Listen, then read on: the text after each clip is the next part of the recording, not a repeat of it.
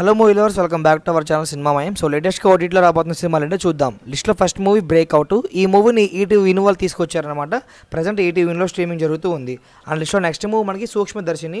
ఈ సినిమాని G5లో క్లెయిమ్ చేసుకోవడమే జరిగింది. జనవరి 10th అంటే ఈ రోజు నుంచి మనకి స్ట్రీమింగ్ అయితే ఉంచారు.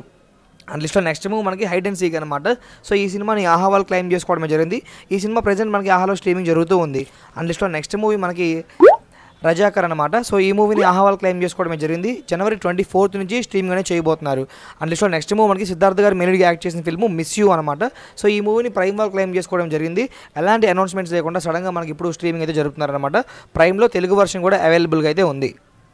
అండ్ అల్లా నరేష్ గారు మెయిన్గా యాక్ట్ చేసిన బచ్చలమల్లి సినిమా అనమాట. సో ఈ బచ్చలమల్లి మూవీని ప్రైమ్ వాళ్ళు క్లెయిమ్ చేసుకోవడమే జరిగింది. ప్రజెంట్ ఈ సినిమా కూడా స్ట్రీమింగ్ జరుగుతూ ఉంది.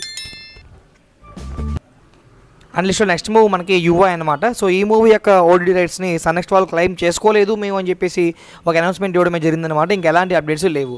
అండ్ లిస్ట్లో నెక్స్ట్ మూవీ మనకి విడుదల పార్ట్ 2 అనమాట.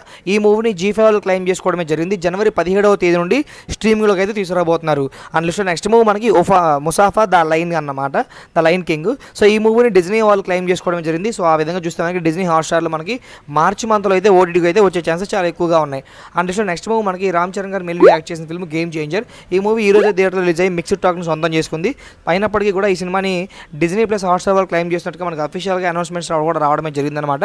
అగ్రిమెంట్ ప్రకారం 8 weeks తర్వాత అయితే ఓటీటీకి అయితే రాబోతుంది. అండ్ మిక్స్డ్ టాక్ సొంతం చేసుకుంది కాబట్టి ఈ మూవీ కనుక థియేటర్లో లాంగ్ రన్ కొనసాగించలేకపోతే 1 month లోపే మనకి ఓటీటీకి వచ్చే ఛాన్సెస్ చాలా ఎక్కువగా ఉన్నాయి. అండ్ గేమ్ చేంజర్ మూవీ మీరు చూసారా? చూస్తే మీకు ఎలా అనిపించిందో కామెంట్లో తెలియజేయండి.